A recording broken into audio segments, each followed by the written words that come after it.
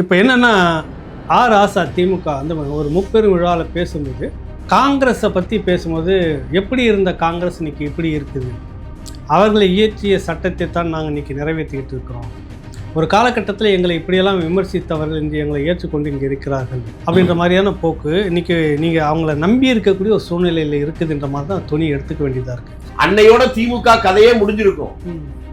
ஆனால் எவ்வளவு பெருந்தன்மையோடு நேருபிரான் பேசியதை கொச்சைப்படுத்தி பேசினாங்கன்னா என்ன மனுஷன். நீங்கள் கூட்டணி கட்சிக்குள்ளே இருக்கிறீங்க, மகத்தான ஆதரவு தான் உங்கள் ஆதரவு திமுகவுக்கு. கூட்டணி கட்சியில் இருக்கிறவர்கள் அப்படின்னு கூட ஒரு இல்லாமல் உங்களை வந்து சீன்ற விதமாகவே பேசிட்டு இருக்கிற போக்கு எப்படி பார்க்குறீங்க? அந்த இடத்துக்கு போயிட்டு அந்த அதிகார மமதையில் கூட்டணி கட்சியே இவ்வளவு அவமானப்படுத்துற போது மக்களை எப்படி அவமானப்படுத்தும்? காங்கிரஸ் கட்சியில நான் வெளிப்படையா சொல்றேன், நாகரிகமான விஷயம் இல்ல, அவங்க யாரும் செல்வந்தர்கள் இல்லையா? நான் சொல்லி முடிச்சிடுறேங்க, அப்பதான் புரியும். இந்தியா சுதந்திரம் அடைந்த உடனே தமிழ்நாட்டுல முதலமைச்சர் ஓமாந்துரார். அவர் ஏதாவது ₹1 மக்கள் பணத்தை கொள்ளையடிச்சார் இன்னைக்கு யாரும் சொல்லிட்டாங்க. நான் உங்க அமைச்சராக இருக்கிற உங்க கட்சி தலைவராக இருக்கிறவங்க யார் அப்படி இருக்காங்கன்னு சொல்றாங்க. சிதம்பரம் மற்றவங்க எல்லாருமே அவங்க சொல்லக்கூடிய எங்களுக்கு கூட்டணி மந்திரி சபை என்பது ஒரு கனவாக இருக்கிறது அப்படின்னு சொல்றப்ப அதை வந்து திமுக சரியா உள்வாங்க மாட்டிருக்கின்ற கேள்வி இருக்கு. காங்கிரசுக்கு கூட்டணி அமைச்சரவையில் யாரெல்லாம் பங்கு கொடுக்கறாங்களோ அவங்களுக்கு மட்டும்தான் ஆட்சியில் இருக்கிறதுக்கான வாய்ப்பு வரும். திமுகவுக்கும் சொல்றீங்க, யாரா இருந்தாலும் இருங்க, நான் கேட்கற கேள்விக்கு மட்டும் சொல்லுங்க, புரிஞ்சுக்கிட்டு. திமுக முதுகில் நீங்க ஏறி சவாரி செஞ்சுக்கிட்டு இருக்கிறதால, திமுக உங்களை தூக்கி சுமக்கிறதால தான் நீங்க மௌனமா இருந்துட்டு இருக்கீங்க உலகம். அப்படியா? ஏங்க காங்கிரஸ் யாருடைய கூட்டணியும் இல்லாம பல தேர்தலை போட்டிருக்கு. திமுக எப்போது கூட்டணி இல்லாம ஒரு தேர்தல் சந்திச்சு. ஜிடி நாயுடு தந்தை பெரியார் அவர்களுடைய உற்ற தோழனாக நண்பனாக இருந்தவர், சமூக செயல்பாட்டில் இருந்துகிட்டு இருந்த அவருக்கு அவருடைய பெயரில் ஜிடி நாயுடு மேம்பாலம் திறந்ததுக்காக மகிழ்ச்சி, பாராட்டுகிறேன் முதலமைச்சர் என்றார். அவர் என்ன செயலில் இருந்தார்? ஜாதி ஒழிப்பே வாழ்நாள் கொள்கையா வச்சிருக்கிற திராவிட அந்த திடலுடைய அதிபர் அதை எப்படி ஆதரிக்கிறார்? ஏங்க நாயுடுங்கிறது ஜாதி பேருன்னு பைத்தியக்காரன் கூட தெரியுது, அதிபருக்கு தெரியலன்னு நீங்க சொன்னீங்கன்னா அவர் ஏதோ மறைமுகமா நீங்க கேள்வி பண்ணுங்க. அடுத்து நீங்க இதை விடுங்க, இது போகட்டும். அவர் சமூக செயல்பாட்டாளர். என் பெரியாரும் மணியம்மையும் கல்யாணம் பண்ணும்போது கோச்சிட்டு மணியம்மை கூச்சப்பட்டு போற இடத்த கையை பிடிச்சி இழுத்து வந்து 2 பேரையும் சேர்த்து வச்சாரு. அதுதான் சமூக செயல்பாடு. அதை தாண்டி அவர் என்ன சமூக செயல்பாடு செஞ்சிருக்காரு?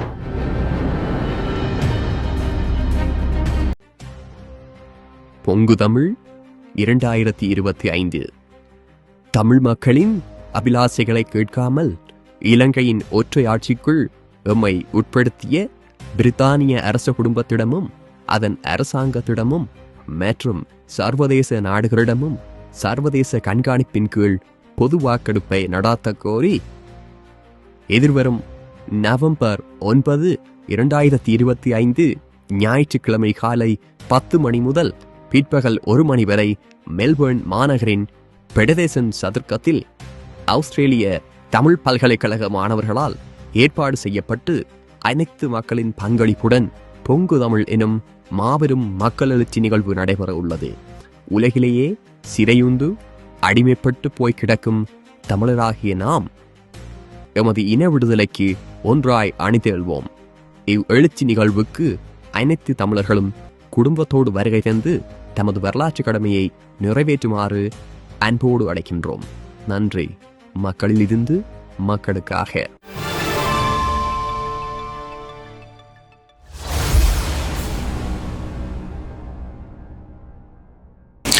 ராவணா பார்வையாளர்கள், தமிழ் உறவுகள் மற்றும் ராவணா நலவரிங்களுக்கு வணக்கம்.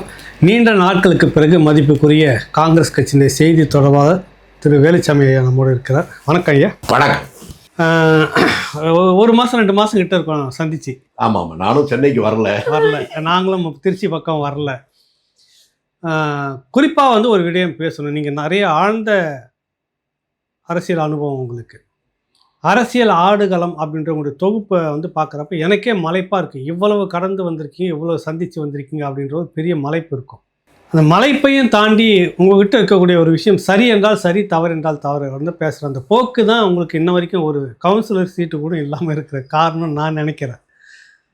இப்போ என்னென்னா ராசா திமுக அந்த ஒரு முப்பெரும் விழாவில் பேசும்போது காங்கிரஸை பற்றி பேசும்போது எப்படி இருந்த காங்கிரஸ் இன்னைக்கு இப்படி இருக்குது, அவர்களை இயற்றிய சட்டத்தை தான் நாங்கள் இன்றைக்கி நிறைவேற்றிக்கிட்டு இருக்கிறோம், ஒரு காலகட்டத்தில் எங்களை இப்படியெல்லாம் விமர்சித்தவர்கள் இன்று எங்களை ஏற்றுக்கொண்டு இங்கே இருக்கிறார்கள் அப்படின்ற மாதிரியான போக்கு இன்னைக்கு நீங்கள் அவங்கள நம்பி இருக்கக்கூடிய ஒரு சூழ்நிலையில் இருக்குதுன்ற மாதிரி தான் துணி எடுத்துக்க வேண்டியதாக இருக்குது. இவர்களுடைய சித்தாந்தம், அவர்களுடைய கொள்கை எல்லாம் நீங்கள் ஏற்றுக்கொண்டு அவர்கள் பின்னால் இருப்பதாகத்தான் அது அர்த்தம். நீங்கள் அப்படி இருந்தீங்க, இன்னைக்கு இப்படி மாறி அவங்கள இருக்கிறீங்கன்னு. இதுக்கு சரியான ஒரு கருத்து என்ன சொல்ல வரீங்க ஐயா? அவர் சொன்ன அந்த சொல்ல சரியா நீங்க சொல்லலை, நான் உங்களுக்கு திருப்பி சொல்றேன். அதில் அவர் சொல்லுவது, ஒரு காலத்தில் அவங்க நம்மளை நான்சென்ஸ்ன்னு சொன்னாங்கன்னு. முதல்ல பாவம் அந்த பையனுக்கு அது என்ன சம்பவம்னே தெரியாதுன்னு நினைக்கிறேன். நான்சென்ஸ் என்று திமுகவை பார்த்து சொன்னது பண்டித நேரு.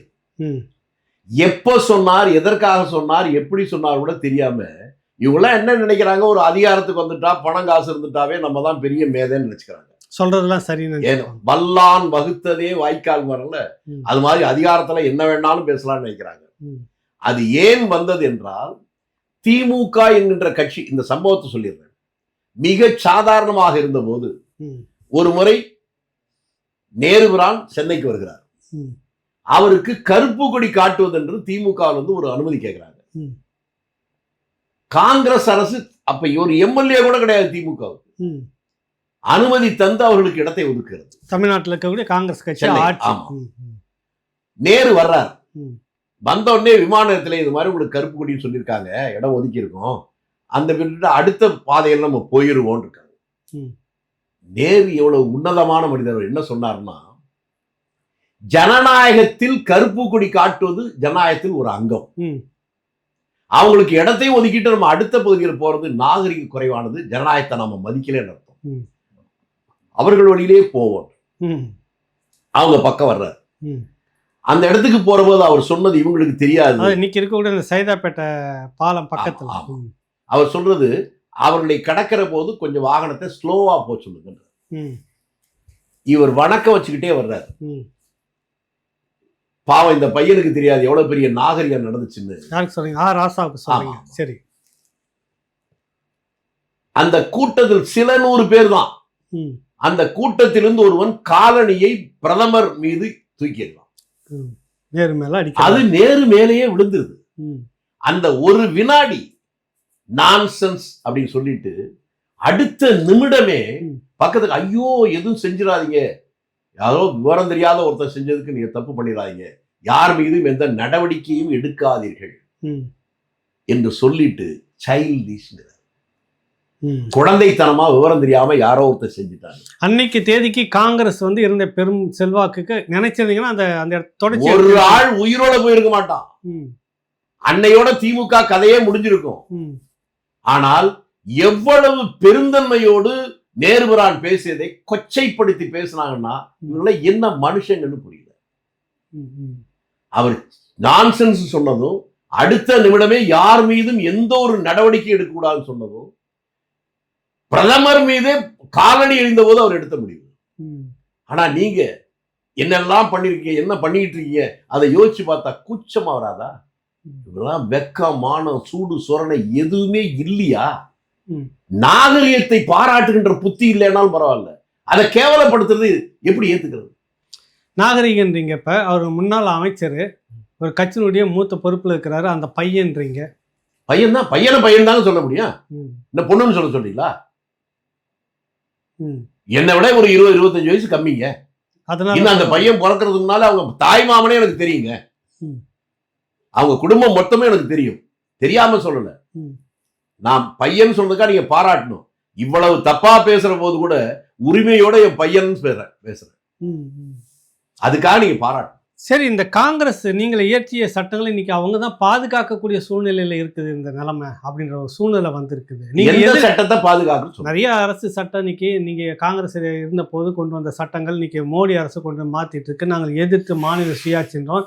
காங்கிரஸ் அதெல்லாம் செய்யாம விட்டுச்சு, செய்யக்கூடிய இடத்துல எல்லாம் நாங்கள் எதிர்க்கிறோம் அப்படின்றாரு அவர். காங்கிரஸ் ஆட்சியில மது விலக்குன்னு முட்டாள்தனமா ஒரு சட்டம் வச்சிருந்தாங்க, அதை அவங்கதான் பாதுகாத்துட்டு இருக்காங்க. தமிழ்நாட்டு அரசாங்கமே மதுக்கடைகள், காங்கிரஸ் ஆட்சி இருக்கிறவர்களும் மதுக்கடையே கிடையாதுன்னாங்க, தனியாரு கூட கொடுக்கல, மது விலக்கு கொள்கை இருந்துச்சுல்ல, இவங்க அந்த சட்டத்தை காப்பாத்துறாங்களா? முதல்ல சட்டம்னா என்ன, அது எப்படி காப்பாத்துறாங்கன்னு சொல்லணும்ல. அரசியல் சட்டம் என்பது கல்வெட்டு சாசனம் அல்ல, மக்களுடைய நலனுக்காக தான் உருவாக்கப்படுவது அரசு சட்டம். காலப்போக்கில் ஏதாவது ஒரு சட்டம் மக்களுக்கு பாதிப்பு வருமானால் அதை திருத்துவதற்கு தயங்கக்கூடாது என்பதுதான் காங்கிரஸ் கட்சியுடைய கொள்கை. மக்களுக்காக சட்டமே ஒழிய சட்டத்திற்காக மக்கள் இல்லை. இவர் சொல்றது சட்டத்தை காப்பாத்துறங்க, சட்டம் மக்களுக்கு பயன்பட வேண்டிய சட்டத்தை மாத்திரமே ஒழிய அதை காப்பாத்துறன்னு மக்களை காவு கொடுக்கக்கூடாது.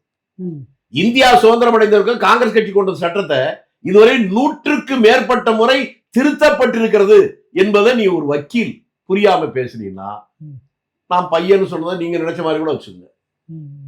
வேற என்ன சொல்ல? துன்பம் ஒரு வேளையிலே சிரிங்கன்னு சொன்னார்களே, அது மாதிரி இதெல்லாம் பார்த்து சிரிக்கிறது தவிர ஒரு வழி இல்லை. நீங்க கூட்டணி கட்சிக்குள்ள இருக்கிறீங்க, மகத்தான ஆதரவு தான் உங்க ஆதரவு திமுகவுக்கு. கூட்டணி கட்சியில இருக்கிறவர்கள் அப்படின்னு கூட ஒரு இல்லாம உங்களை வந்து சீன்ற விதமாவே பேசிட்டு இருக்கிற போக்கு எப்படி பாக்குறீங்க? அவங்க என்ன நினைக்கிறாங்கன்னா, இப்படியே அதாவது இப்போ குரங்கு குட்டி இருக்கணும், அந்த உதாரணம் சொல்லணும். அவங்க எங்களை குரங்குன்னு நினைச்சிட்டாங்க உங்களுக்கு.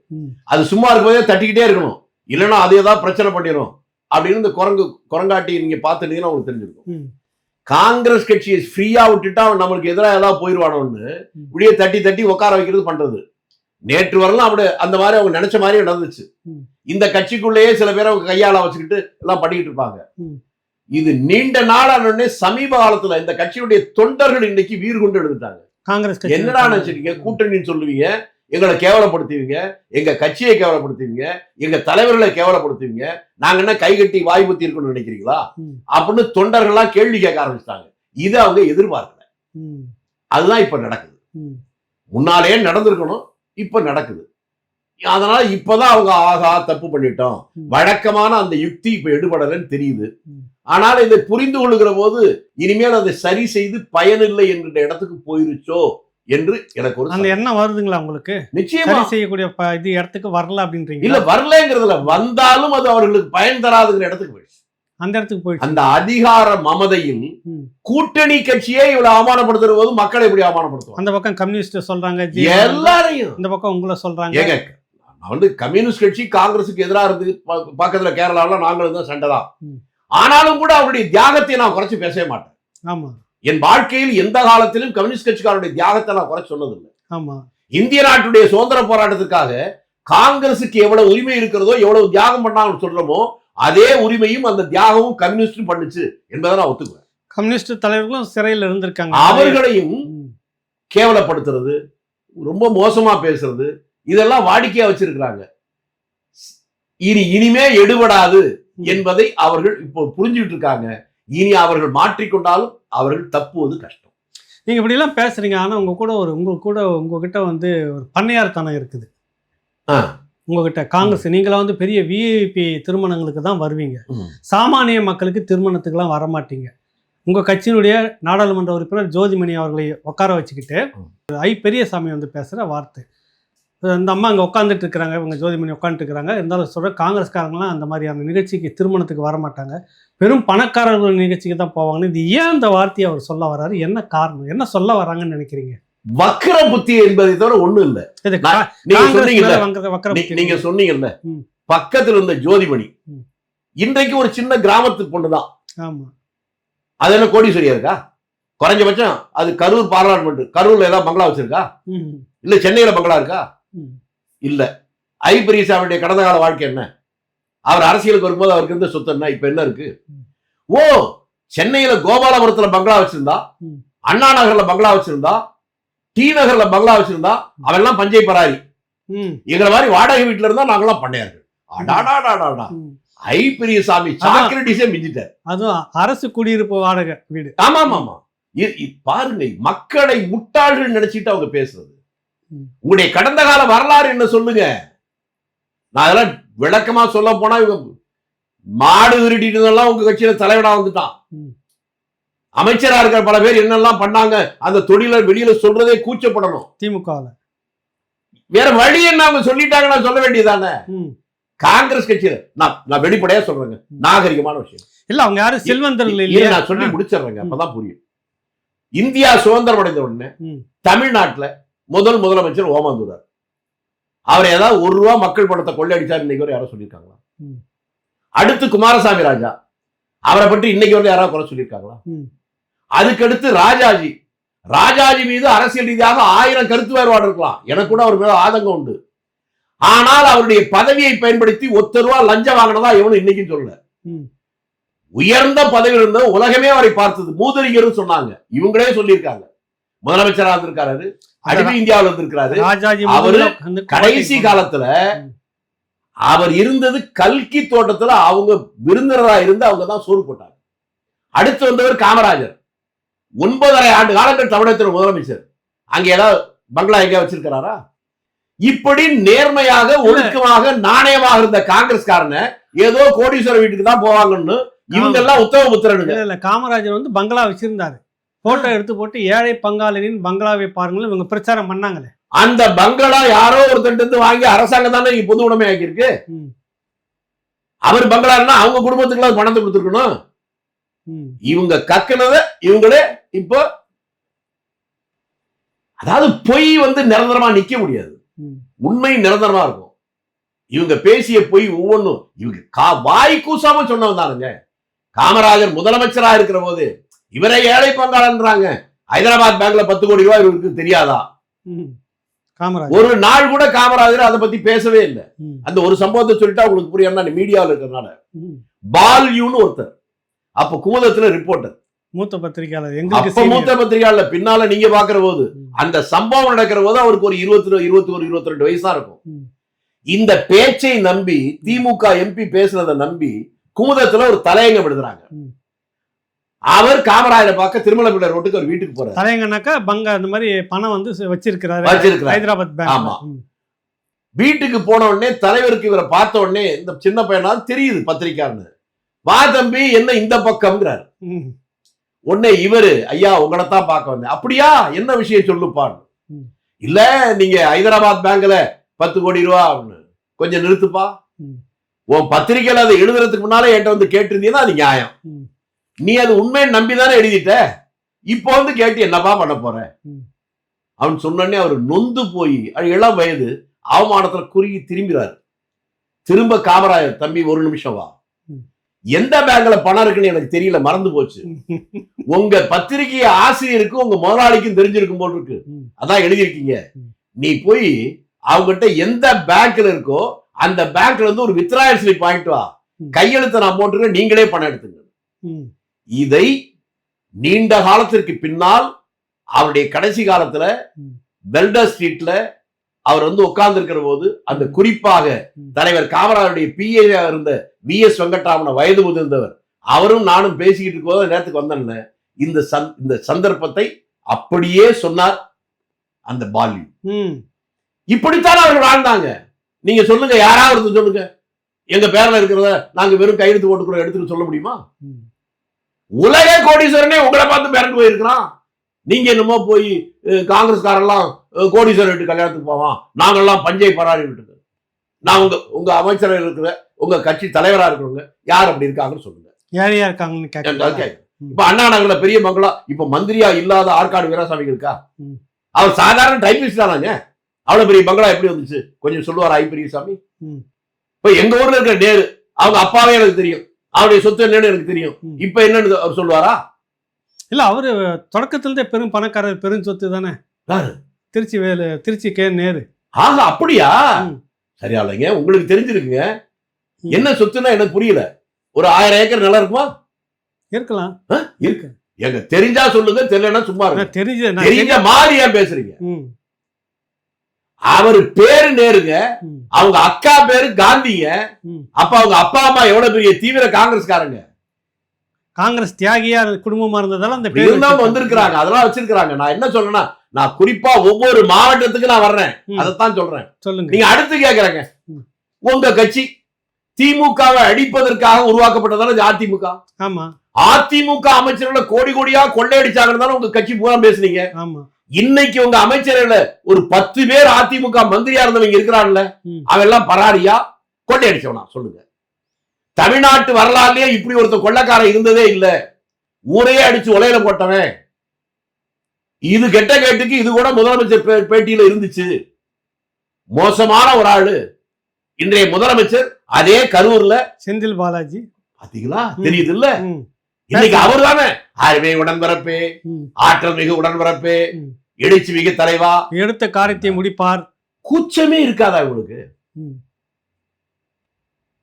காங்கிரஸ் கட்சியில் இருந்த தலைவர்கள் நான் ஒருத்தனா சொன்னேன். சரி, காமராஜர் என்றால் காமராஜர் மட்டுமல்ல, அவர் அமைச்சரவையில் 8 பேர் இருந்தாங்க. அந்த 8 அமைச்சர்களை இன்றைக்கு வரல யார் மீதாவது ஊழல் குற்றச்சாட்டு உண்டா? ஒரு பெண் அமைச்சர் லூர்தமால் சைமன் 5 ஆண்டுகளுக்கு பின்னால தெருவில் நடந்து போனாங்க நாகர்கோவில்ல.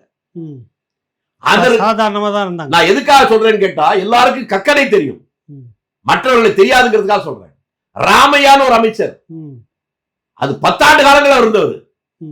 பலமான, இன்னைக்கு வந்து இபி பலமானது, டிரான்ஸ்போர்ட் பலமானது, வீடு வெளியீடு பலமானது, இதெல்லாம் பணம் கொடுக்கிறது, ஹைவேஸ், டிரான்ஸ்போர்ட், இது எல்லாத்துக்கும் ஒரு அமைச்சரா இருந்தவர் ராமையா. அவருடைய பையன் இன்னைக்கும் புதுக்கோட்டையில வாடகை வீட்டுல இருக்கான்னு தெரியுமா உங்களுக்கு?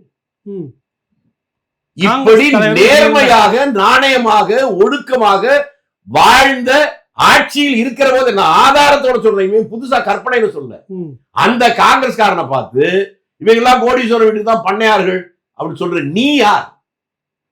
மாயக்காரா, உன்னுடைய கண்ணில் இருக்கிற உத்தரத்தை எடுத்து போட்டு விட்டு உன்னுடைய நண்பன் கண்ணில் இருக்கிற துருமை எடுத்து போட முயற்சி செய். விவிலியத்தில் இருக்கக்கூடிய ஒரு வாசகம், அதைத்தான் நம்ம பெரிய ஐயா, நம்ம சாக்ரட்டிஸ் பேரன் பெரியசாமி இல்ல. இப்ப எனக்கு என்னன்னா, தொடர்ச்சியாக சமீப காலமா பாத்தீங்கன்னாக்கா இந்த காங்கிரஸை சீண்டுவதாகவே திமுக தலைவருடைய பேச்சும் அணுகுமுறையும் இருக்குது. ரெண்டும் மட்டும் சொன்ன ஒன்று நிறைய விஷயம் உங்களுக்கே தெரியும். என்ன காரணம்? என்ன அவங்க கூட்டணின்னு உங்களை மதிக்கிறாங்களா இல்ல வேற ஏதாவது காரணமா? எனக்கு என்ன அது ஒரு குழப்பமா இருக்கு. அதாவது ஒரு தமிழ்ல இந்த சரியான பழமொழி இருக்கான்னு தெரியல. சரிங்க. விநாச காலே விபரீத புத்தி அப்படிம்பாங்க. ஒரு நேரம் சரியில்லைன்னா நாக்குல சனியை உட்காரும். அவங்க நேரம் சரியில்லை, கண்டதையும் மாட்டிக்கிட்டாங்க. இன்னும் கொஞ்ச நாள்ல 6 மாசம் கழிச்சு அதை உணர்ந்து அதுல இருந்து மீண்டு வரணும்னு நினைக்கிற போது இவர்களுக்கு ஆறுதல் சொல்ல கூட ஆள் இருக்காது. பாவம், அவர்கள் மீது எனக்கு கோபம் இல்லை, அனுதாபப்படுறேன். ஏன் தான் இப்படி எல்லாம் பேசுறாங்க எனக்கு புரியல. அவங்க புரிஞ்சா வேணா சொல்லட்டும், இல்லைன்னா உங்களுக்கு புரிஞ்சா சொல்லுங்க ஏன் பேசுறாங்கன்னு எனக்கு தெரியும். எனக்கு புரியுது. ஒரு விஷயம் என்னன்னா, மத்திய அரசுல நீங்க நல்லா செல்வாக்காவே இருக்கும்போது ஆதரவே தேவையில்லைன்ற நிலையில கூட திமுகவுக்கு மந்திரி பதவியில இடம் கொடுக்குறீங்க. நல்ல பதவியா வேற வேணும்னு சொல்லிட்டு சக்கர நாற்காலியை வந்து கேட்டு வாங்குறாரு. ஆனா இங்க வந்து உங்களுக்கு ஒரு கனவு 1967 முதலே எங்களுக்கு ஒரு கனவு இருந்தது அப்படின்னு கார்த்தி சிதம்பரம் சொல்றாரு. சிதம்பரம் மற்றவங்க எல்லாருமே அவங்க சொல்லக்கூடிய எங்களுக்கு கூட்டணி மந்திரி சபை என்பது ஒரு கனவாக இருக்கிறது அப்படின்னு சொல்றப்ப அதை வந்து திமுக சரியா உள்வாங்க மாட்டிருக்குன்ற கேள்வி இருக்கு. அவங்க என்ன சொல்றாங்க? ஒரு பதிலும் சொல்ல மாட்டிருக்காங்க. நீங்க கேட்கணும் இல்ல, ஏன் காங்கிரஸ் வாய மூடிட்டு இருக்கு?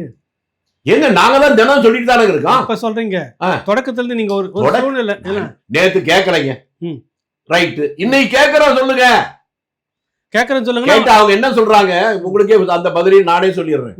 ஏன்னா உங்களுக்கு சரியா அது கிளிக் ஆகலன்னு நினைக்கிறேன். முதல்ல தமிழ்நாட்டு மக்கள் கூட்டணி சர்க்காரை ஏற்றுக்கொள்ள மாட்டார்கள் சொன்னீங்களா? சொன்னாங்களா? சரிதானே? ஆனா பாவம் அவங்களுக்கு தெரியல, இந்தியாவிலேயே முதலாக ஒரு மாநிலத்துல கூட்டணி ஆட்சியே தமிழ்நாட்டில் தான் இருந்துச்சு. இந்தியாவிலே முதலாக முதல் கூட்டணி ஆட்சி தமிழ்நாட்டில் தான். 52ல காங்கிரஸ் தனிப்பெரும்பான்மை முதல் தேர்தல்ல வரல இங்க தமிழ்நாட்டு. ஆமா, அந்த நேரத்துல ஆட்சியை பிடிப்பதற்கு ரொம்ப குறைஞ்சது. ராமசாமி படையாட்சி தனி கட்சி வச்சிருந்தாரா? உழைப்பாளர் கட்சி நினைக்கிறேன். உழைப்பாளர் கட்சி. ஆமா, மாணிக்கவேலு நாயக்கர் ஒரு சின்ன கட்சி வச்சிருந்தார், வெறும் 6 எம்எல்ஏ. இந்த 2 பேரையும் சேர்த்தாதான் ஆட்சி அமைக்க முடிகிற ஒரு நிலைமை. அப்பெல்லாம் கூட்டணி ஆட்சியை பத்தி யாருக்கும் தெரியாது. ராஜாஜிட்ட போய் எப்படியாவது காப்பாத்துக்கின்றாங்க. அவர் அவங்க 2 பேரையும் சேர்த்து அந்த 2 பேரையும் மந்திரியாக்கி தான் கூட்டணி ஆட்சி தான் வந்துச்சு. முதல் தமிழ்நாட்டுல இந்தியாவிலேயே முதலாக தமிழ்நாட்டுல தான் வந்துச்சு. அது காங்கிரஸ் நீங்க செய்துக்கிட்டீங்க. திமுக நாங்கள் அதிகாரத்துக்கு வந்திருப்ப அந்த எண்ணமே கூட்டணி ஆட்சியை தமிழக மக்கள் ஏற்றுக்கொள்ள மாட்டாங்கன்னு சொன்னதுக்கு விளக்கம் சொல்றேங்க. நீங்களும் அதிகார வர்க்கத்துல இருக்கிற மாதிரியே பேசுறீங்களே, உண்மையை சொன்னா ஒத்துக்க மாட்டேங்கிறீங்க. அன்னைக்கு ஒத்துக்கிட்டோம், இன்னைக்கு இருக்கிற மக்கள் ஏத்துக்க மாட்டாங்க, எங்களை தான் இருக்கணும்ன்றாங்க முதலமைச்சர். அது 6 மாசம் கழிச்சு பேசுவோமா? நீங்க சொல்றீங்கல்ல மக்கள் எதை ஏத்துக்குவாங்க. நான் இப்ப எனக்கு ஒண்ணும் தயக்கம் இல்லைங்க. காங்கிரசுக்கு கூட்டணி அமைச்சரவையில் யாரெல்லாம் பங்கு கொடுக்கறாங்களோ அவங்களுக்கு மட்டும்தான் ஆட்சியில் இருக்கிறதுக்கான வாய்ப்பு வரும். எங்களுக்கு மந்திரி சபையில இடம் இல்லைன்னு யார் சொன்னாலும் எதிர்கட்சியில உட்கார்றதுக்கு இப்ப அவங்க தயாராகிடும். ஏதோ பெரிய அரசியல் சொல்லியிருக்கீங்க, எனக்கு புரியுது. அவங்களுக்கு புரிஞ்சிருக்குன்னு நினைக்கிறேன். திமுக உங்களை ஒரு ஆளுக்கு புரிஞ்சுட்டாலே தமிழ்நாட்டுல பல பேருக்கு புரிஞ்சிடும். கூட்டணி மந்திரி சபை நாங்கள் ஆட்சிக்கு வந்தால் முட்டை இல்ல, எங்களை கூட்டணி மந்திரி சபையில எங்களுக்கு மந்திரி பதவி கொடுத்தால் மட்டும்தான் அவர்களுக்கு ஆட்சி அமைப்பதற்கு வாய்ப்பு வரும். திமுகவுக்கும் சொல்றீங்க. யாரா இருந்தாலும் எங்களை மந்திரி சபையில சேர்க்காத யாரும் ஆட்சிக்கு வர முடியாது. நான் சொல்றதை நீங்க எப்படி வேணாலும் எடுத்துக்க, 6 மாசத்துக்கு வேணாலும் பேசிட்டு இருக்கலாம். அதுக்கப்புறம் அப்பவே நீ சொன்னையா எப்படியா சொன்னேன்னு சொல்ல போறீங்க, எனக்கு இப்பவே அது தெரியுது. தேர்தலுக்கு முன்பாக கூட்டணி பேச்சுவார்த்தை அப்பவே உத்தரவாதம் வாங்கிட்டு நீங்க திமுக கூட சேருவீங்களா? இப்ப ஏங்க நாங்க யாரு கூட சேருவோம் நீங்களே முடிவு பண்ணுவீங்களா? நாங்க முடிவு பண்றதா இல்ல நீங்க பண்றதா? இப்ப நீங்க திமுக கூட கூட்டணி இருக்கிறீங்க ஐயா. இருக்கிற சார் கேளுங்க. ஏங்க நீங்க தமிழ்நாட்டுல இருக்கீங்களா? இப்பதான் ஜப்பான் ஜெர்மன்ல இருந்து புதுசா வந்துருக்கீங்களா? சரிங்க. கூட்டணிங்கிறது எப்ப வேணாலும் எப்படி வேணாலும் வருங்க. தேர்தலுக்கு இன்னும் 5 மாசம் இருக்குங்க. யாரு கூட சேரும்? தமிழ்நாட்டுல எந்த கட்சியாவது ஒரு கட்சியை சொல்லுங்க நிரந்தரமா இதே கூட்டணி இருந்துச்சு, காங்கிரஸ் உட்பட. காங்கிரசும் திமுகவும் அடிச்சுக்கிட்டது உண்டு, திரும்பி கூட்டணி வந்தது உண்டு. காங்கிரசும் அதிமுக அடிச்சுக்கிட்டது உண்டு, கூட்டணி வந்தது உண்டு. பிஜேபி திமுக அடிச்சுக்கிட்டது உண்டு, கூட்டணி இருந்தது உண்டு. பிஜேபி அதிமுக அடிச்சு உண்டு, கூட்டணி வந்தது உண்டு. ஒன்னே ஒண்ணு மட்டும்தான் நடக்காதுன்னு நீங்களும் சொல்லலாம், நானும் சொல்லலாம், உறுதியா சொல்லலாம். காங்கிரசும் பிஜேபி மட்டும் கூட்டம் சேராது. மற்ற எதையும் நம்பி சொல்லிடாதீங்க மாட்டேன். சரி, கூடா நட்பு கேடாய் முடியும் அப்படின்ற வார்த்தை திரும்ப திமுக சொல்லுமா? அவங்க எதை வேணாலும் சொல்லிட்டு, நான் வெளிப்படையா சொல்றேங்க. காங்கிரஸ் கூட இருந்ததுக்கு அது கேடா போச்சு எங்களுக்குன்னு கடந்த காலத்துல சொல்லியிருக்காங்க கருணாநிதி. அவங்க ஆட்சியில உட்கார வச்சது கேடா போச்சு. கேடா தமிழ்நாட்டு மக்களுக்கு கேடா போச்சு. எவ்வளவு பெரிய ஏங்க இன்னைக்கு சுப்ரீம் கோர்ட்ல ஒரு வந்திருக்கா, மாலையில வந்திருக்கா. ஆமா, கரூர் சம்பவத்தை பத்தி நான் அப்பவே சொன்னேன். ஒருத்தர் நான் சொன்னது ஒத்துக்கல. நீங்க எனக்கு போன்ல கரூர்ல இருக்கக்கூடிய என்ன உங்ககிட்டே சொன்னேன், அதனால உங்களுக்கு தெரியும். கரூர் சம்பவத்துக்கு விசாரிப்பதற்கான உயர்நீதிமன்றத்துக்கு ஜூரிசெக்ஷனே மதுரை. ஆமா, ஆனா சென்னையில் இருக்கக்கூடிய ஒரு நீதிபதி அவங்க எதிரான பல கருத்துக்களை சொல்றாரு. யாரு கேஸ் போட்டா இவனுக்கும் தெரியல. இவங்களே ஒரு ஆளை செட்டப் பண்ணி போட வச்சு ஜூரிசெக்ஷன் இல்லாத இடத்துல உங்களுக்கு தெரியுது, எனக்கு தெரியுது, உயர்நீதிமன்ற நீதிபதிக்கு தெரியாதா? அவரை சொல்ல வைக்கிறாங்கன்னா அதிகாரம் படுத்தும் பாடு. இப்ப சுப்ரீம் கோர்ட் ஆப்படிச்சுட்டானா? இப்ப இதுக்கு என்ன பதில் சொல்ல போறீங்க? ஏங்க 30 பேருடைய சடலத்தை அதிகாலையில் போஸ்ட்மார்ட்டத்தை என்ன உடனே பண்ண எப்படிங்க பண்ணீங்க? போஸ்ட்மார்ட்டம் ரிப்போர்ட் கூட வரதுக்குனாலேயே ராத்திரி எப்படிங்க அதை எரிக்கிறது? இல்ல இந்த மாதிரிலாம் நீங்க கேட்கலாமா? கூட்டணி கட்சியில இருக்கீங்க ஐயா, நீங்க திமுக கூட்டணி கட்சி, நீங்க பேசுறீங்க. அவங்க கொள்ளையடிக்கிறது கொலை பண்றவங்க எங்கிட்ட கேட்டுதான் பண்றாங்களா? என்னங்க கேள்வி? கூட்டணினா என்னங்க கொஞ்சம் சொல்லுங்க, நான் தெரிஞ்சுக்கிறேன். தேர்தலுக்கு தாங்க கூட்டணி இல்லங்க. எது பேசினாலும் நீங்க மௌனமா இருக்கணும். கூட்டணி ஆட்சி எல்லா கட்சியும் அப்படிதான் இருக்குது. நீங்க கூட்டணி கட்சி எதுவும் பேச முடியாது. எங்க வீட்டுல இருக்க பந்திரபாத்திரம் தூக்கிட்டு போனா கூட கூட்டணி கட்சியா? நீ எந்த கட்சிக்கு சொல்லுப்பா. நீங்க திமுகவா, அதிமுகவா, கம்யூனிஸ்டா சொல்லிருங்க. திமுக கூட்டணி கட்சி எடுத்துட்டு போன சொல்லுவோம். செய்யற செயல்களை தாங்க விசாரிப்போம், விமர்சிக்கிறதால பண்ண முடியும். கூட்டணி கட்சிக்கு நாங்கள் தோழமையோடு தவறுகளை சுட்டு காட்டுவதுதான் ஜனநாயகம். அவங்க என்ன சொன்னாலும் ஏத்துட்டு போயிட்டா மக்கள் எங்களை பத்தி என்ன சொல்லுவாங்க? அவன் அடிக்கிற கொள்ளையில இவனும் பங்கு வாங்குறான்னு சொல்லுவாங்கல்ல. அந்த படிபாவம் எங்களுக்கு வேணுமா? ஏங்க நாங்க ஏதாவது கொள்ளையடிச்சவன் புறங்கை நக்காம இருப்பானு கிராமத்தை சொல்ற மாதிரி நாங்க ஏதாவது அனுபவிச்சிருந்தா நாங்க அந்த பழி வரதுல நியாயம் இருக்கு. ஒரு கன்றாவையும் இல்லாம பழிபாவம் எங்களுக்கு இருக்குங்க. நீங்க அப்படி எங்களை தள்ளி விடுறீங்க. கூட்டணியில் இருக்கிற நீங்களே விமர்சித்தால் திமுகவுக்கான அந்த செல்வாக்கு குறைஞ்சிருச்சுன்னா மக்கள் மத்தியில என்ன நினைப்பாங்க? மக்கள் எப்படி ஓட்டு திரும்ப வரும்? திரும்ப காங்கிரஸ். அதுதாங்க நான் கேட்கிறேன். நீ அந்த பொதுமக்கள்ல பாதிக்கப்பட்ட பொதுமக்கள் நீங்களா இருக்கிறீங்க. நாங்க ஆதரிச்சா எங்களை ஆதரிப்பீங்களா, திட்டுவீங்களா? திட்டுவோம். அதாங்க நான் சொல்றேன். பாதிக்கப்பட்ட மக்கள் அவர்கள் எங்களை திட்டமாட்டாங்க, எங்களை ஆதரிப்பாங்க. கூட்டணியாக இருந்தாலும் நம்ம பாதிக்கப்படுற போது நமக்காக குரல் கொடுக்கறாங்க அப்படின்னு சொல்லுவாங்க. அதைத்தான் நாங்க செய்யறோம். ஜனநாயகம் என்பது அடிமைகள் கூடாரம் அல்ல. காங்கிரஸ் என்ன கொள்ளை கூட்டமா? அதுல பாஸ் சொன்னா ஓகே பாஸ் அப்படின்னு எல்லாம் சொல்லிட்டு போறதுக்கு, தவறு என்றால் தவறு என்றும் நல்லது என்றால் நல்லது என்று சொல்லுவதுதான் காங்கிரஸ் கட்சி என்கின்ற உலகத்திலேயே முதலாக உருவாக்கப்பட்ட ஜனநாயக கட்சியுடைய தத்துவம், கொள்கை, லட்சியம் அதுதான். ம். நடுவுல அது கொஞ்சம் சரியா நாங்க செயல்படலன்னு சொல்லுங்க, இங்க வருத்தத்தை தெரிஞ்சுக்கிறோம். திரும்பி எங்க ஒரிஜினல் குணத்தை காட்டுற மாதிரி நியாயத்தை நியாயம்னு தப்புன்னு சொன்னா இப்படி சொல்லலாமான்னு கேட்டீங்கன்னா காங்கிரஸை பற்றி உங்களுக்கு தெரியல. நடுவுல கொஞ்சம் நீங்க அந்த கொஞ்சம்ன்றது 1967 இருந்து இன்ன வரைக்கும் எடுத்துக்கலாம். அப்படி எடுத்துக்க முடியும். 67 இருந்து இப்படின்னு எப்படி சொல்லுவீங்க? அது இருந்திருக்கீங்க. பல நேரம் தமிழ்நாட்டுல நீங்க வரவே இல்லை. இல்லை இருங்க, நான் கேட்கற கேள்விக்கு மட்டும் சொல்லுங்க புரிஞ்சுக்கிட்டு. திமுக முதுகில் நீங்க ஏறி சவாரி செஞ்சுக்கிட்டு இருக்கிறதால, திமுக உங்களை தூக்கி சுமக்கிறதால தான் நீங்க மௌனமா இருந்துட்டு இருக்கீங்க இவ்வளவு காலம். அப்படியா? ஏங்க காங்கிரஸ் யாருடைய கூட்டணியும் இல்லாம பல தேர்தலை போட்டிருக்கு. திமுக எப்போது கூட்டணி இல்லாம ஒரு தேர்தலை சந்திச்சு சொல்லுங்க. யாரு முதல்ல யாருங்க பயணம் பண்றா? புலிக்கு பயந்தவள என் மேல படுத்துக்கிட்டாங்கன்னா பாதுகாக்க சொல்றான்னு அர்த்தமா? அதிகாரம் அவங்களுக்கு மட்டும், ஆனா ஓட்டு வாங்குறதுக்கு எல்லாம் கூட்டணி வாங்க. அதுக்கு என்ன பொருள்? என்னமோ நாங்க லாபம் அடைஞ்ச மாதிரி சொல்றீங்க. நாங்க லாபம் அடையல, லாபமும் எங்களுக்கு தேவையும் இல்லை, மக்களுக்கு சேவை செய்யணும்னு நினைக்கிறோம். அப்படி இருக்கிற போது மக்கள் மத்தியில் நாங்க கூட்டணி ஆட்சியா இருந்தாலும் நல்லது செய்யற போது பாராட்டுறோம். நான் பாராட்டி இருக்கேன். ஒரு விஷயத்த சொல்றேனே, தமிழ்நாட்டில் நீண்ட காலங்களாக ஒரு பெரிய கொடுமை நடந்துச்சு. இந்த சிவில் கேஸ்ங்கிறது எல்லா ஊர்லயும் ஊருக்கு 4 பேர் நடத்துவாங்க. அந்த வழக்கை காவல்துறை கூட்டு பேசக்கூடாது. ஆனால் எழுதப்படாத ஒரு சட்டமா ஆயிரக்கணக்கான பேர் ஒவ்வொரு நாளும் போலீஸ் ஸ்டேஷன்ல மிரட்டப்படுவது வாடிக்கையா இருந்துச்சு. சரிங்க. இது எனக்கும் கூட பெரிசாலுக்கு புரியல, யாருமே அது சரியா கவனிக்கல. சில காலத்துக்கு முன்னாக எனக்கு அது அந்த ஒரு சம்பவம் கடுமையா வர்ற போது நான் தமிழகத்துடைய முதலமைச்சராக ஸ்டாலினுக்கு தகவல் சொன்னேன். நான் சொன்னதை புரிந்து கொண்டு அடுத்த நாளே, அதிக நாள் இல்ல, டிஜிபி எல்லா எஸ்பிக்கும் அனுப்புறாரு. எந்த ஒரு சிவில் வழக்கையும் எந்த போலீஸ் ஸ்டேஷன்ல யாரும் கூப்பிட்டு விசாரிக்க கூடாது.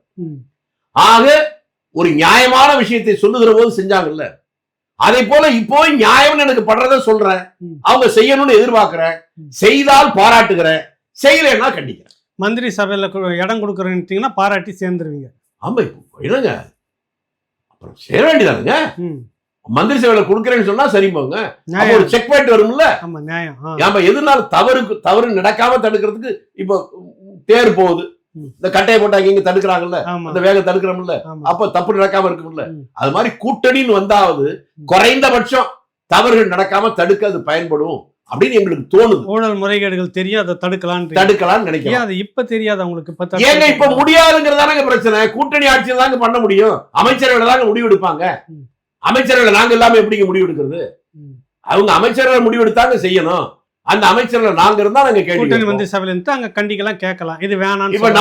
இப்ப நாளைக்கு இந்த கூட்டணி மந்திரி துணை முதல் மந்திரி வச்சுங்க, முதல் மந்திரியா தான் நேரா கேட்பான்ல. காங்கிரஸ் காங்கிரஸ் துணை முதல் மந்திரி ஒரு வார்த்தை சொல்றேன், ஒரு வார்த்தை கூட சிரிக்க மாட்டீங்களா?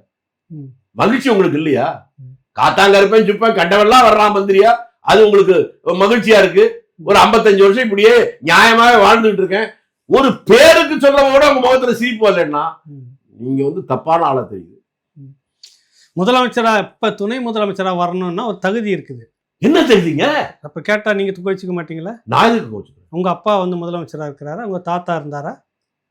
அவங்க தாத்தா எல்லாம் முதல் மந்திரியா தான் வந்தாங்களா? ஆமா. ஏங்க உங்க தாத்தா முதலமைச்சர் இருந்தார், ரைட்டு. அவங்க தாத்தா முதலமைச்சர் தான் வந்தாரா? இல்ல இல்ல இல்ல. அது மாதிரி எங்க தாத்தா இல்லாம நான் வரக்கூடாதா? என்னங்க பேச்சு? நீங்க எங்கேயோ தப்பா போயிட்டு இருக்கீங்க. உங்க புத்தி கொஞ்சம் செதறி போச்சு, கொஞ்சம் கட்டுப்பாடு. சரி, நான் அதே புத்தியோட இன்னொரு கேள்வி. எனக்கு தெரியாது அவ்வளவா, நிறைய அனுபவம் உங்களுக்கு. நீங்க எழுதுந்த வாசிக்க படிக்கிறப்பெல்லாம் கூட இருந்து பார்த்துருக்கிறேன். ஆசிரியர் வீரமணி, பெரியார் திடலினுடைய ஆசிரியர் கி வீரமணி அவர்கள் ஒரு ட்விட்டர்ல போட்டிருக்காரு. பெரியார் திடல் அதிபர்னு சொல்லுங்க, ஆசிரியர். ஆசிரியர்னு சொல்லுங்க. அதிபர்ங்க, ஆசிரியர்னு சொல்லுங்க. அதிபர்னு சொல்லுங்க. மரியாதை ஆசிரியர்னு சொல்ல. அதிபர்னு சொல்றதுதான் நியாயம். சரி, நான் இப்ப அதிபர்னு உங்க வழிக்கு நான் வந்துடுறேன். நீங்க மூத்தவர். ஒரு பதிவு விட்டுருக்கிறாரு. எனக்கு நான் தேடி பார்த்தேன், உங்ககிட்ட கூட ஒரு சந்தேகத்தை நான் கேட்டிருந்தேன். ஜிடி நாயுடு சுதந்திர போராட்டத்தில் ஏதாவது பங்கெடுத்தாரா? சமூக போராட்டத்தில் எதனா பங்கெடுத்தாரா? இவர்களுடைய நீதி கட்சி வரலாற்றில் எங்கன்னா போராட்டம் அது எதுன்னு பண்ணாரா? இல்லை சாதி ஒழிப்பு இந்த மாதிரியான விஷயங்கள் என்ன கலந்துக்கிட்டா? தெரியல, எங்களுக்கு தெரியாமல் நான் கேட்டேன். அவர் எழுதுறாரு, ஜிடி நாயுடு தந்தை பெரியார் அவர்களுடைய உற்ற தோழனாக நண்பனாக இருந்தவர். சமூக செயல்பாட்டில் இருந்துகிட்டு இருந்த அவருக்கு அவருடைய பெயரில் ஜிடி நாயுடு மேம்பாலம் திறந்ததுக்காக மகிழ்ச்சி, பாராட்டுகிறேன் முதலமைச்சர் என்றாரு. அவர் என்ன செயல்ல இருந்தாரு ஜிடி நாயுடு? சமூக ரெண்டையும் நான் சொல்லிடுறேன். ம். முதல்ல இல்ல. ஜாதி ஒழிப்பு தான் எங்க கொள்கைன்னு சொல்றாங்கல்ல. ஜிடி நாயுடு மேம்பாலம் வைக்கிறத ஜாதி ஒழிப்பே வாழ்நாள் கொள்கையா வச்சிருக்கிற திராவிட அந்த திடலுடைய அதிபர் அதை எப்படி ஆதரிக்கிறார்? நாயுடுங்கிறது ஜாதி பேரா? கொஞ்சம் தெரியலைங்க, சொல்றேன், கொஞ்சம் சொல்லுங்க. இது ஒண்ணு தெரியல எனக்கு. என்ன அங்க பெரியார் திடல்ல என்ன பட்டம் வாங்கி நான் என்ன சொல்றேன், ஜிடி நாயுடுங்கிறது நாயுடு என்பது ஜாதி பேரா அல்லது பேரா? சரி, நான் இப்ப திரும்ப சொல்றேன், ஒரு நிமிஷம் நீங்க கோவப்படாம சொல்லுங்க. நான் கோவமே பண்ணலைங்க. உங்களை மாதிரி அனுபவசாலி தான் ஆசிரியர் வீரமணி. சாதி என்ன திட்டுறதா வேற மாதிரி திட்டுங்க. என்ன மாதிரி அவர்னு சொன்னாக்க அப்புறம் வேற ஏதோ நீங்க வயசு அனுபவத்தை சொல்றேன். அனுபவம் வேறங்க, எல்லாருக்கும் தான் அனுபவம். நான் என்ன சொல்றேன், அப்படிப்பட்டவரே ஜிடி அவர் சாதி ஒழிப்புக்குனே தன்னை வந்து மெழுகாக உருக்கிக்கிட்டவர். அவரே சொல்றாரு, ஜிடி நாயுடு அப்படின்ற பேரு வந்து நான் மகிழ்கிறேன், நெகிழ்கிறேன். அதைத்தாங்க நான் திரும்பி திரும்பி கேட்கிறேன். நீங்க அதை சொல்லாம எதோ சொல்லிக்கிறேன். நாங்க உப்பு இருக்கான்னு கேட்டா பப்பு இருக்குன்னு சொல்ற மாதிரி சொல்லிட்டு இருக்கீங்க. நாயுடு என்பது ஜாதி பெயரா இல்லையா சொல்லுங்க. எனக்கு அது ஜாதி பெயரா தெரியுதுங்க. அவருக்கு தெரியல. அதோட நில்லுங்க. இல்ல அவருக்கு தெரிஞ்சிருந்தா கண்டிச்சிருப்பாரு. அதுதான் அப்ப அவருக்கு தெரியலங்கிறீங்களா? நினைவு தப்பி போயிட்டா? இல்ல இல்ல, வயசாயிட்டு அது சாதி இல்லன்னு அவர் நினைக்கிறாரு. உற்ற தோழன் தான். ஐயோ, நீங்க அப்ப அவர்கிட்ட கேட்டு சொல்லுங்க. ஏங்க நாயுடுங்கிறது ஜாதி பேருன்னு பைத்தியக்காரன் கூட தெரியுது, அதிபருக்கு தெரியலன்னு நீங்க சொன்னீங்கன்னா அவர் ஏதோ மறைமுகமா நீங்க கேள்வி பண்றீங்க. அது தப்புங்க. அடுத்து நீங்க இதை விடுங்க, இது போகட்டும். அவர் சமூக செயல்பாட்டாளர். என் பெரியாரும் மணியம்மையும் கல்யாணம் பண்ணும்போது கோச்சிட்டு மணியம்மை கூச்சப்பட்டு போற இடத்த கையை பிடிச்சி இழுத்து வந்து 2 பேரையும் சேர்த்து வச்சாரு. அதுதான் சமூக செயல்பாடு. அதை தாண்டி அவர் என்ன சமூக செயல்பாடு செஞ்சிருக்காரு? இல்ல, இன்னொன்னு செஞ்சிருக்கிறார். 52 முதல் தேர்தல்ல இந்த கேள்வி கேட்டதுக்காக உங்களுக்கு பாராட்டுது. சுதந்திரத்துக்கு என்ன உண்மையை சொல்றோம்ல, முதல் தேர்தல் தாங்க சொல்றேன். தலைவர் காமராஜர் வந்து ஸ்ரீவில்லிபுத்தூர் தொகுதியில் இருந்தார். பார்லிமெண்ட் தான் அசம்பிளி நிக்கல. அந்த தொகுதியில தெலுங்கு பேசுற மக்கள் அதிகம் இருந்தாங்க. ராஜாஜி உள்கட்சி பிரச்சனையில காமராஜர் எப்படியா தோக்கடிக்கணும்னு நினைக்கிறார். அவருடைய நெருங்கிய நண்பர் பிராமண ஒழிப்பையே வாழ்நாள் கடமையா வச்சிருந்தாருல பெரியார். அதாவது அதிபர்கிட்ட அதையும் கொஞ்சம் கேட்டு சொல்லுங்க, நான் தெரிஞ்சுக்கிறேன். வேறு கொள்கை வேறு, ஆனா கொள்கையில உறுதியா அவங்க தாங்க சொல்றேன். நட்பா நண்பரா அந்த கொள்கையின் பாப்பானே கூடாதுன்னா அப்புறம் அவர்கிட்ட நட்பா இருந்தா அதுக்கு பேர் என்னங்க? எனக்கு புரியலைங்க. என்ன, நான் கிராமத்துக்காரங்க, உங்க அளவுக்கு எனக்கு தெரியாது.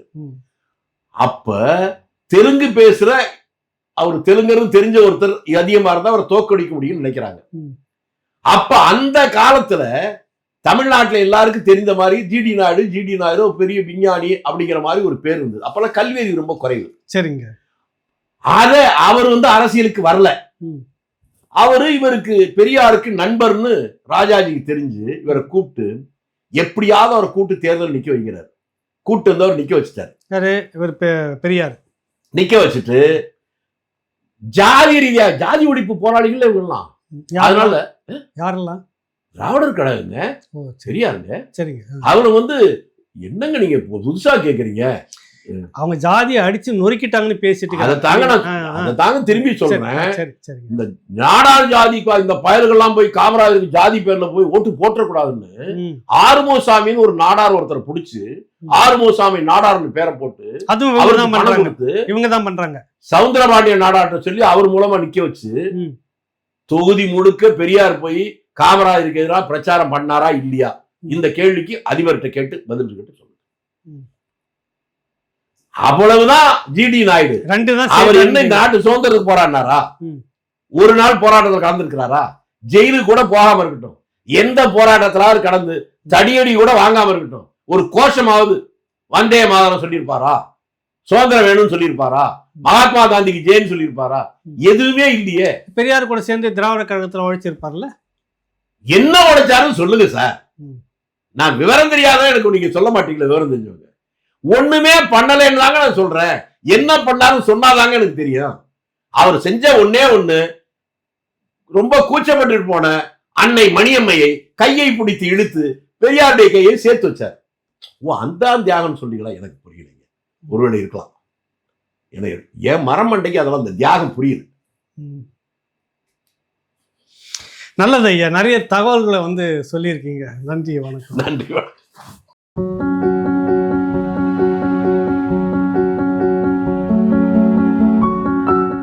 வணக்கம்.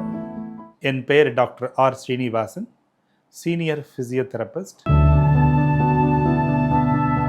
இன்னைக்கு எண்ணற்ற நோய்கள், இந்த ஹெல்த் ப்ராப்ளத்துக்கு அடிப்படையான ஒரு காரணம் என்னன்னு பார்த்தீங்கன்னா, போதுமான உடற்பயிற்சி இல்லாததும், அந்த உடற்பயிற்சியோட அவேர்னஸ், விழிப்புணர்வு இல்லாததும் தான் காரணம். வலி இல்லாத வாழ்க்கையையும் இண்டிபெண்டான வாழ்க்கையையும் இந்த இயன்முறை மருத்துவத்தின் மூலமாக உறுதி செய்யப்படுகிறது. என்னுடைய நிறுவனமான S health care solution multi specialty physiotherapy clinic, Shanthi colony, Anna Nagar, சென்னையில் 15 வருடங்களுக்கு மேலாக இயங்கி கொண்டு வருது.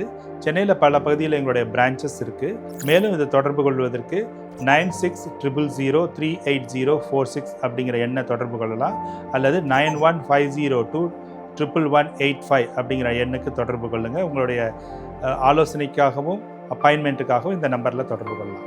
உங்களுடைய சந்தேகங்களுக்கு வாட்ஸ்அப் மூலியமாகவும் எங்களிடத்தை தொடர்பு கொள்ளலாம். உங்களுடைய சந்தேகங்களை நீக்கிறதுக்காகவும் ட்ரீட்மெண்ட் குறித்த தெளிவான விளக்கத்தையும் நான் உங்களுக்கு வாட்ஸ்அப் மூலியமாக சொல்கிறோம். ஆன்லைன் கால்லையும் எங்கள்கிட்ட அப்பாயின்மெண்ட் இருக்குது. நீங்கள் வர முடியாதவங்க அந்த ஆன்லைன் வசதியை பயன்படுத்தி கொள்ளலாம்.